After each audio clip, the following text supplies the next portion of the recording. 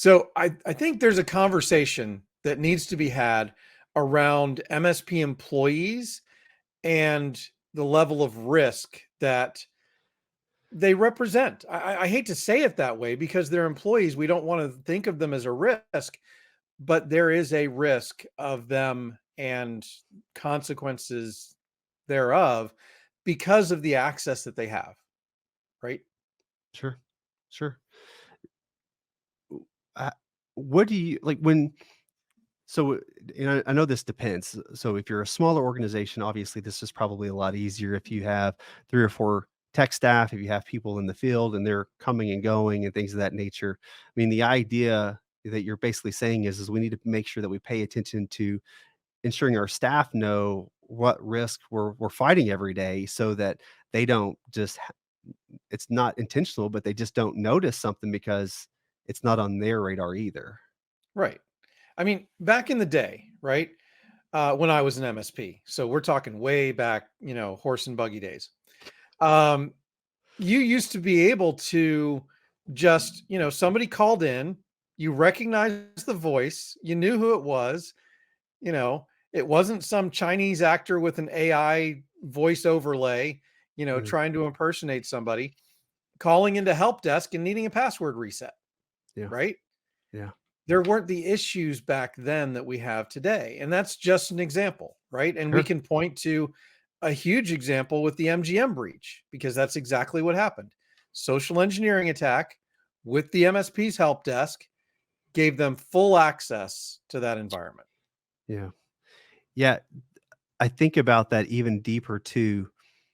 So, business email compromise is such a big it's just almost the air we breathe. It happens so often. Right. And if we aren't protecting it's one thing to protect our clients, another thing to help our staff protect our clients. And sometimes when you're investigating and you're looking at your purview in Microsoft 365 and you're seeing you see these elements, these line items of Mhm. things going on, it can be easy just to go, "Oh, that was not any big deal." It's more I'm curious how other MSPs are taking the idea of a tech that's going through a potential BEC that they don't even know is that. There's just something going on nefariously or something weird going on, and they start looking at logs, but they're unable to identify that something actually happened. So there's a lot to unpack there. Because you're talking about partially incident response, right? Yeah.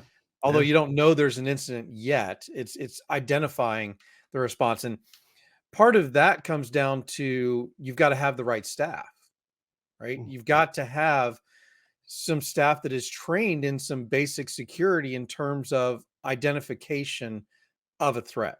Now, yeah. maybe you outsource remediation or incident, you know, response, but you at least have to have everybody go, that doesn't feel right. Mm, How do I, take the next step? What do I do next? They don't necessarily need the, you know, knowledge to solve it, but they yeah. do need to know when there's something rotten in Denmark, as the old phrase goes. So what do you think have you been able to grasp a process that makes it easier or at least it streamlines the ability for whether it's business owners or the leaders that are running an MSP to be able to communicate that out in a way that's understood and keeps an extra eye out? So, these things are in the news all the time. The problem is the business owner trying to capture all of that information and condense it down can be difficult. And that's where I think, maybe AI can help with that Mm, part of, looking and understanding what the current threats are and giving you some advice on how to communicate that to your employees. But the most important part is communicating to your employees, right? yep. Once you're keeping up with what's going on, and really these days you almost don't have a choice. You've got to keep up somehow. So find whatever the most efficient way is for you to keep current on the latest indicators, right? Mm, yeah. And then you should be having some kind of stand up meeting anyway, with your team every week? I don't know. What do you guys do in terms of communication, not necessarily on this topic alone, but in terms of just the business itself with your technical crew? So it's kind of, and that's why I'm pushing this more towards you. So in our MSP, we're owners. So I'm a technical owner. We have a partner that's sales and marketing, and then we have another technical owner. And so we communicate. We live on teams, and we're constantly talking to Okay. each other about certain things. So when I was in the corporate world, and we're talking about, you know, the end of that was in 2017, and there was malicious activity for sure. It just wasn't so prevalent, right? It just wasn't so but Right. what we had our staff do then at that point was, get involved with certifications and read any type of literature that you could. If you had your favorite, like a hacker news website Yeah. that you go to pick these things up, or at this point we're talking CISA or however you get your stuff, but to constantly seek out those things, and then also connecting issues with, why do we continue to see these types of issues, and is this something much larger or whatever. The struggle you have today is that 5 or 7 years ago, I believed it was so much more important to have all this expertise, depth of expertise. And now someone that can barely spell cybersecurity can deliver it, because they're paying, the Huntresses and the Black Points of the world to Right. do those types of things, and to keep them out of hot water so they don't have to know the depths of it. But there's so many MSPs that don't do that stuff at all. And so you're still kind of in a situation that if you don't have tools to help you, you've got to be you've got to be up to date with all the stuff that's going on. Otherwise, you're really going to get hurt, and so are your clients. Yeah, and that really it doesn't help with the initial indicators of compromise, Right. right? Right. You guys, you're a special case because, you're all at a high level. And so you guys, you keep up with the trends, you keep Yeah. up with the threats that are out there. And you've been doing this long enough that you understand and can recognize things as they're happening. What we're talking about specifically, or what I'm trying to kind of talk about, is when you have your typical, let's say, 3 to 10 person MSP, right? And you have some help desk technicians, level one, right? Or even level two. And they're not going to be educated on that. They're Right. there to do password resets and to Right. do, the simple things, why is my printer not printing types of problems. Yeah. But they need to have enough to understand that something is weird here. I need to escalate it. I need to follow this procedure for a possible type of incident. So, number one, I would say have a system for whatever the management team of the technical crew is. Have some type of process for them to be ingesting current information. You mentioned CISA. That's a great place. A lot of those companies that you just mentioned produce content Right. on what's happening out there in the world. So the Right. Huntresses of the world, the threat lockers of the world, all of those people are providing helpful content for that. Yeah. People like Matt Lee, right? Yeah. Yeah. So ingest that information, have a way to capture it. And then that person, whoever is that management person, whether it's the owner or if you have a service delivery manager or whatever, that person needs to translate it and deliver it to the team. Yeah. Now, it doesn't mean you're going to catch everything, but it means you have a greater chance of catching something early.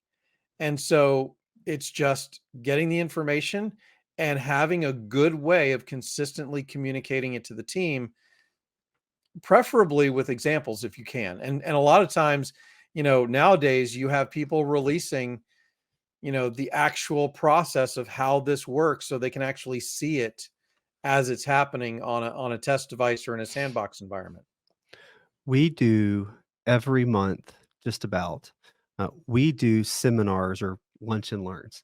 So we have catered food come in.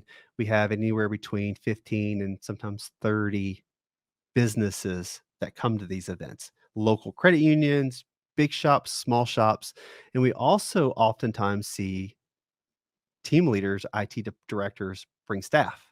And I think that's a really good place too. And maybe even something that they could implement internally is that when, so perfect example, I think we've talked about this to the side to some degree, but this reverse proxy ability for you to log in, click a link, and you log into Microsoft 365 and they grab your token and now they can get in as you like it's Yep. literally you without anything. And so having those types of conversations, but with your team and explaining why these things are happening and what we're doing to mitigate them and what to keep your eyes on so that they can in turn, when they have conversations with your clients, the end users, that they can even bring that up in those situations and say, you want to be careful when you click these links, this is why. Let me explain that, if you want to hear a story, this is crazy, and get their attention. So you could trickle that down in the same effect where you have like these weekly meetings, but you really focus in on what's currently going on. What are we seeing more of? What do you need to pay attention to? If you're seeing an excessive amount of Azure lockouts, raise a flag. There's something going on. Let's dig into this a little bit further or whatever. Yeah, and I totally believe that this should scale down to the client level, right? So Yeah. that the clients are getting a version of this as well. This is one of the reasons I love video content creation so much for the MSP is because you can produce that type of content and, you know, not have to hold a lunch and learn. Lunch and learns are great. I Yeah. have nothing against them, but they don't scale very well and they are expensive. Yeah. So it they take time to do, they're expensive to do, and for the right client, totally agree. And, I kinda know what you guys do in terms of clients and Sure. how you run your business, so I think Yeah. it probably works really well for Yeah. you guys because you kinda have that relationship with those clients. But if you have an MSP who's serving a lot of small businesses, maybe, like doctors' offices with 1 or 2 doctors or, a law office with 1 or 2 lawyers, or, that doesn't necessarily work for them because they're not doing enough business with that small of a client to warrant the expense. But through video, which I think is a much more powerful method, you can deliver that same content and get it into the hands of your clients so that you can do that education piece that I think is critical to making sure that your clients are, at least from your end, as prepared as they can be. If they don't consume the content, that's them, Sure. but, at least it's going, you're providing the right content for them so that hopefully they'll recognize something weird before they click on it. So using your experience and really I would say expertise at this point because you've done so much content on so many topics. Do you think that's an avenue that I think one, I asked first, do you think the investment is worth it? One, but two, the investment being in having your staff as even on the tech one level to be able to get in front of a camera and you do it as a like a part of your business and that you're talking about these hot topics so that even the tech ones start to verbalize it and learn it and so then they can then understand it and so then they become more alert at the same time you're educating your staff your clients and providing content. Would that be a do you think that would be a viable avenue? So there's a couple pieces to that. One is I just want to say that the investment is just time Sure. because everybody has a webcam. Mm. The Most of the time the audio quality is fine these days because they're wearing headphones or they're using AirPods or whatever. So the equipment investment is nothing because they probably already have it. Now, you do run a risk of when talking about level 1 help desk employees that they may not be well enough versed to explain it to a client. So it's probably something that you're going to want to move up to like level 2 or Okay. even your engineers, right? Sure. And Okay. and have them create the content. And they may not want to. So that's another hurdle that you're going to have to overcome. But some of them may really enjoy it. So you just have to find that balance. But at the end of the day, the business owner should be doing some kind of content, unless Yeah, they have a marketing person or team to do it. sure. And so somebody needs to be responsible and needs to do it. And it's not hard to do. It doesn't have to be professional quality backgrounds like yours, or Or a lot yours. of fancy graphics. Yeah, I kind of cheaped out today. I I know didn't. I was your background is all blurred out, but it's fine. W So, I don't wanna veer off the topic, but I wanna kinda jump off just for a quick second. This takes me back to when I was in my corporate job, I took the first IT tech role in a 175 bed hospital. I was the first one. There's 80 computers, a lot of mainframe, terminals. Mhm.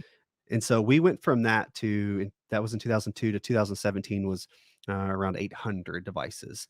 And so in that span, every when I grew to where I couldn't do my role anymore, my IT director wasn't uh, he wasn't in a technical he wasn't a technical person, so he left me with helping build that role.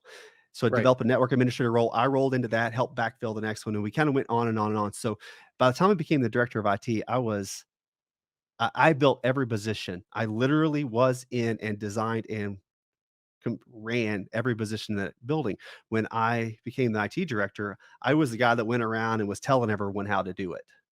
Like, you do it this way. And I didn't realize it until one day one of my staff members walked in the door and said, "Can we talk?" He closed the door and he said, we know our own way too, and we can do things our way too.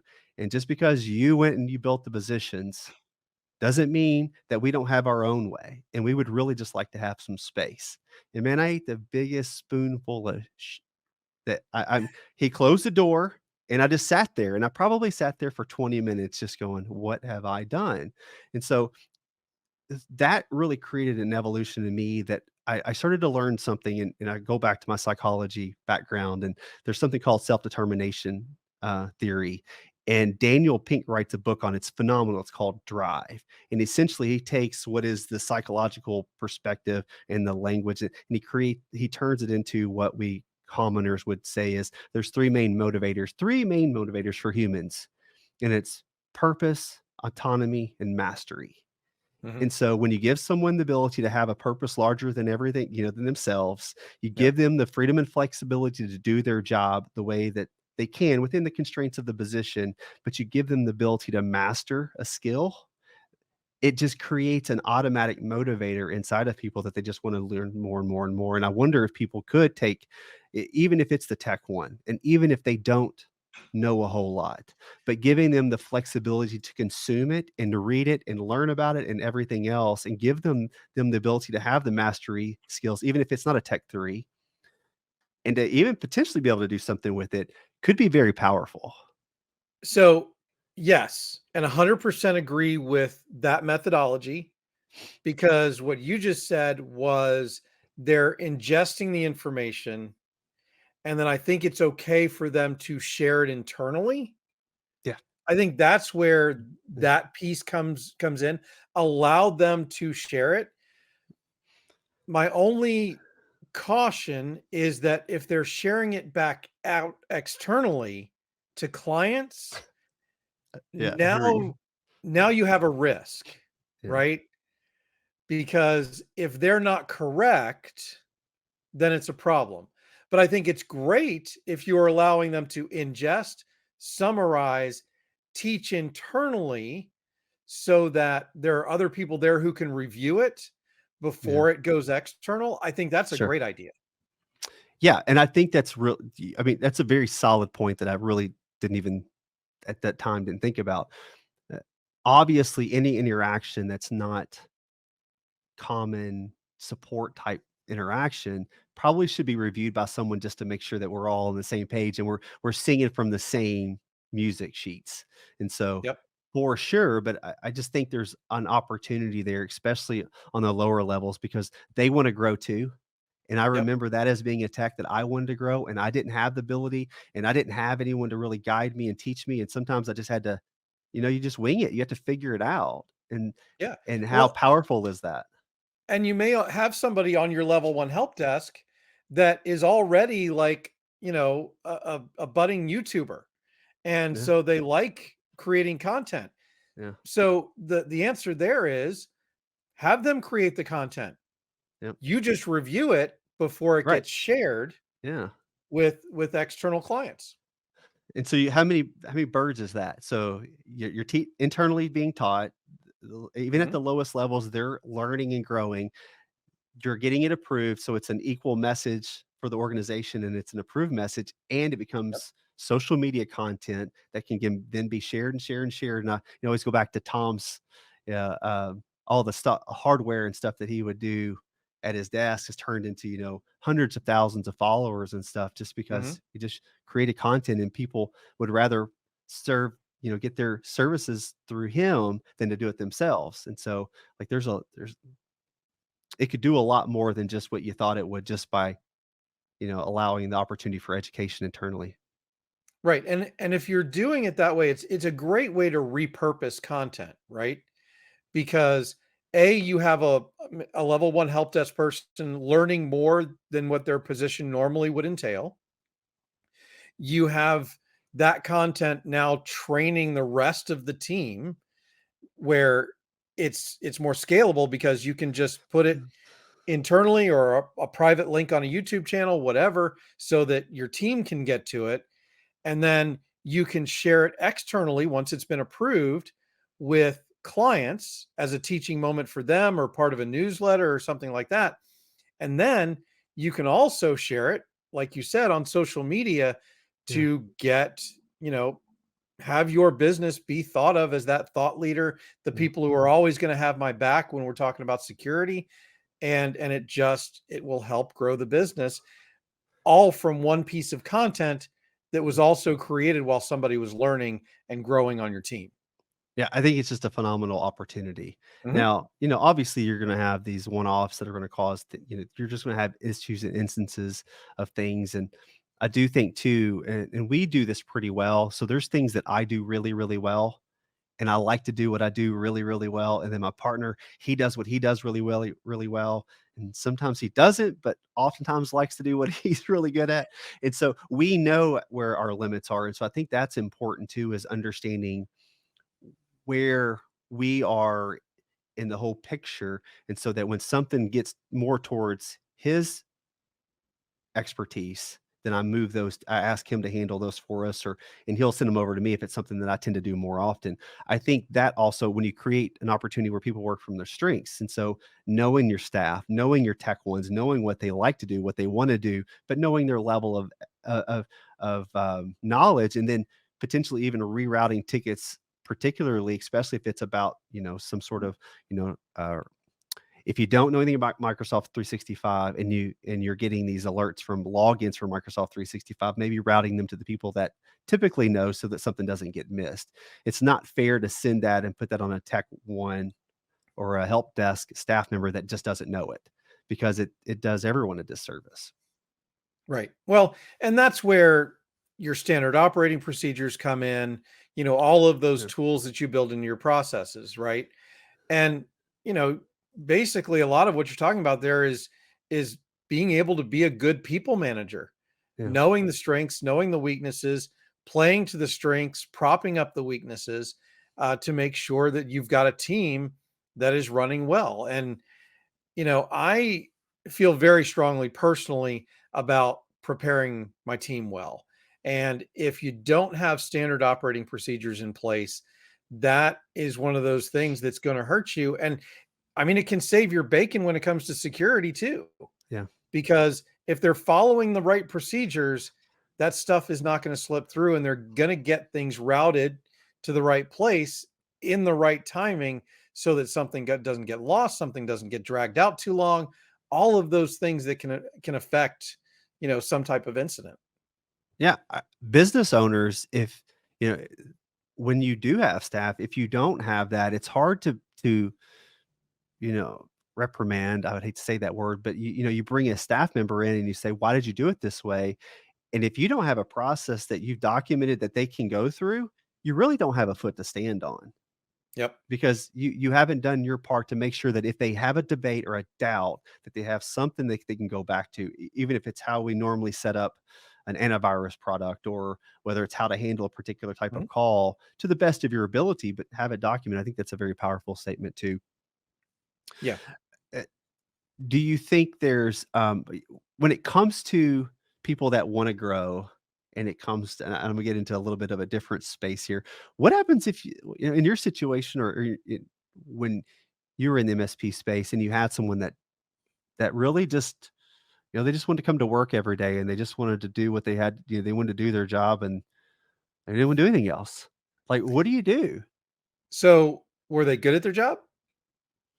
Oh, you can sure, let's say they're good at what they do. They're good, but not great. Yes. They don't go above and beyond, but what they do is always like they always come to work on time. They do everything they're supposed to do.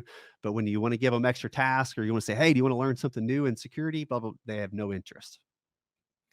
So I think that probably depends on the individual business. Okay. I think you do like in a much larger scalable business, I think it's perfectly fine, right? Because you're always going to need somebody at that level. Sure. I think in a smaller business, it's more of a problem because as you know, if you started out as a one person MSP, right? You wore all the hats. You understood you had to grow because that was the only choice you had. When you hire that first person, a lot of times you're not hiring somebody at your level. You're hiring somebody 3, 4 levels down maybe. Yeah. And so one of your best ways of hoping to grow is to bring that person up to your level and do more and more of your work. So I think it depends highly on the situation. If I'm in a growth environment, I think it's a detriment. Mm. If I am already scaled to the point where I have consistently, 4 to 6 people on my level 1, maybe 2 to 3 people in my level 2, you know, I think there's room for those people to kind of stick around, do a good job. They're predictable, because one of the nice things with them is they're predictable in terms of their cost, right? Yeah. They are producing certain amount of revenue for a certain amount of cost and they're predictable, which can be a good thing when you're talking about a scaled business. At growth, it's kind of it becomes more difficult because everybody's trying to move the business forward. And if they're not part of that moving forward, they're kind of out of sync with the rest of the team. I guess the opposite would be true too. You hired a growth person and you're pretty stagnant.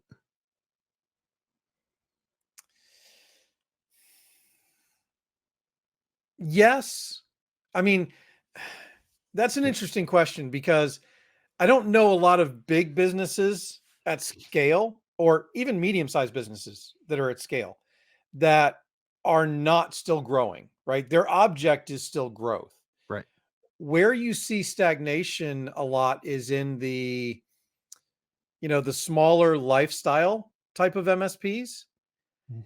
And so I think yes, there's a use case for that because I certainly like I'm one I do not knock on the lifestyle MSPs, right? Sure. There is definitely a place for people who want to do all the work, maybe have a couple of people around them, but don't want to grow past that and run a business that affords them a certain lifestyle. Yeah. And they don't want the headaches of growing. Perfectly fine. I think it's a good business model. It's not for everybody, but it Sure. is for some people. And so in that case, yeah, I think you're right. I think, they hire somebody who's completely predictable, does exactly the job they need them to do. And because they're not trying to grow, it's a beneficial It's fit. fit. It's a win-win. Yeah. At what point do you think someone has to say, "What is going wrong with my hiring process?"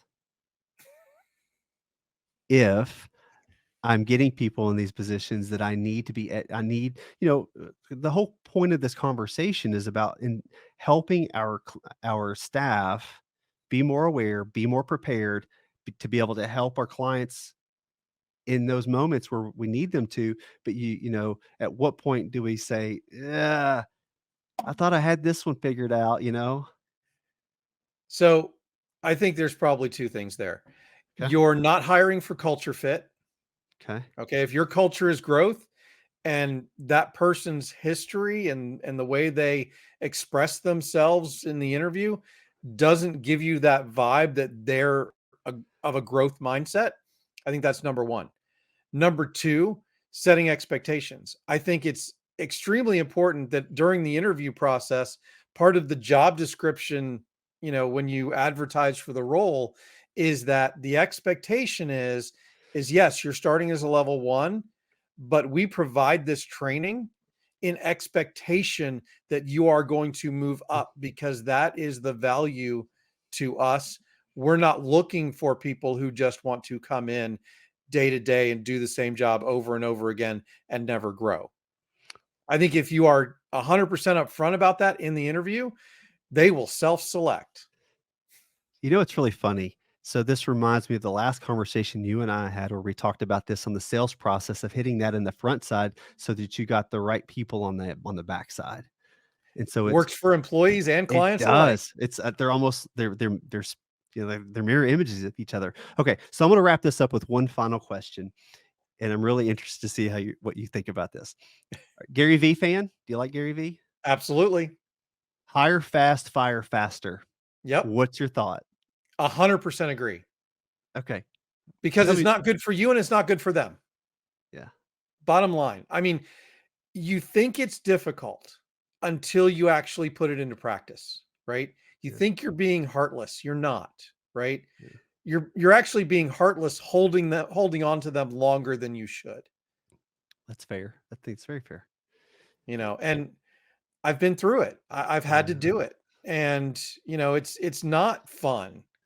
But in the end, if they understand that you have the best, intentions for them, they actually end up appreciating it.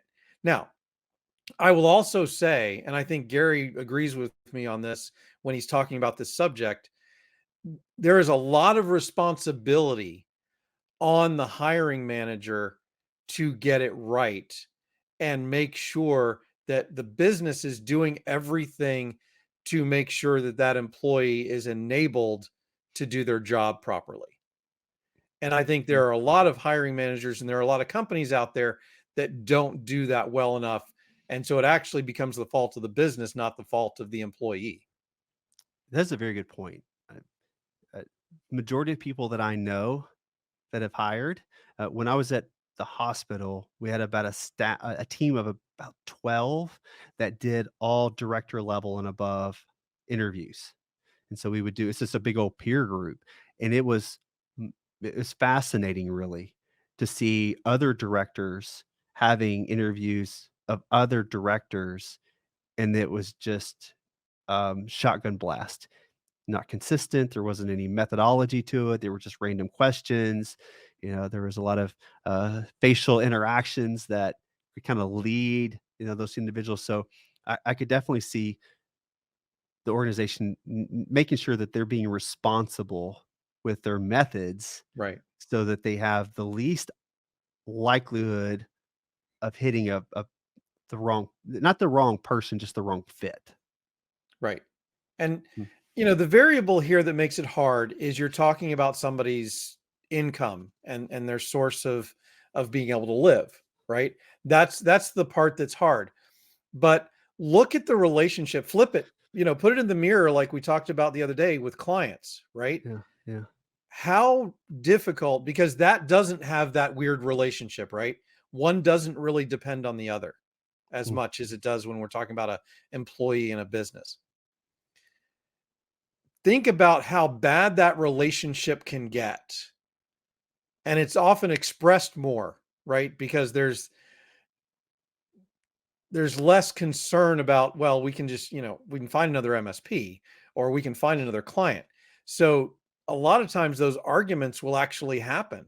Whereas with an employee, they're not going to do that. They may be very unhappy, but they're not going to tell you because they want to keep their job. Sure.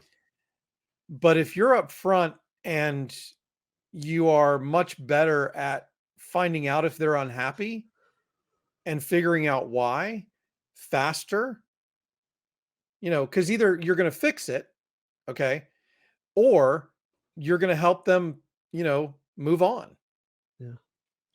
So what we've essentially uncovered is, in order to keep, and I'm paraphrasing this to some degree, but in order to help keep your staff engaged and involved with current trends so that they can be as helpful as they can potentially be and keep your clients as safe as potentially possible, it really starts at the interview process. Yes, 100%.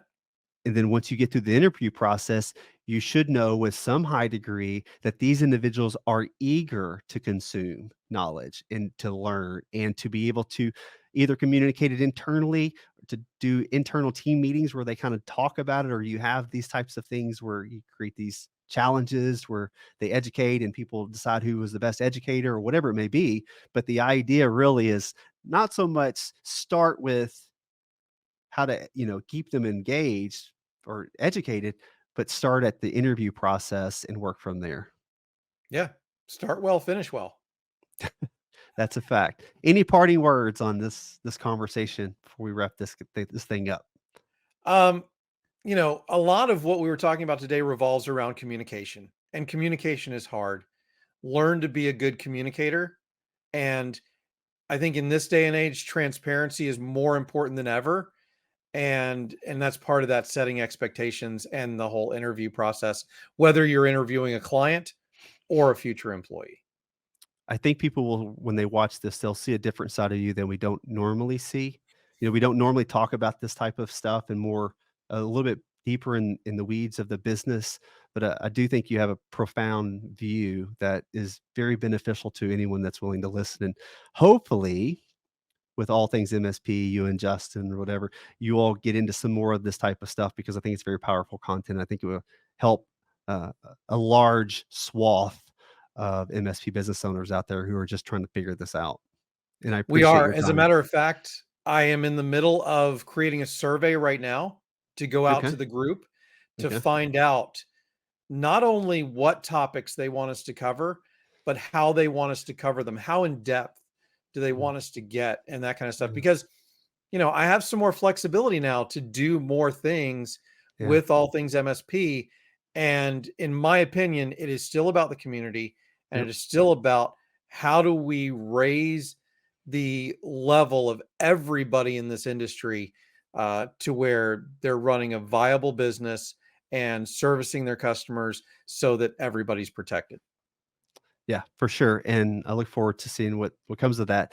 So for anyone that's listening, Anthony, if you don't know, he runs all things MSP over on Facebook. And if you aren't part of that group, you need to join. Otherwise, Anthony, thank you for your time. I really appreciate you coming on, and we'll catch up again sometime soon. Yeah, I'm sure. I mean, we're going to swap back and forth on these shows, Yeah, as much as we can. yeah, yeah, for sure. Thanks a lot for your time. Have a good night. Thank you.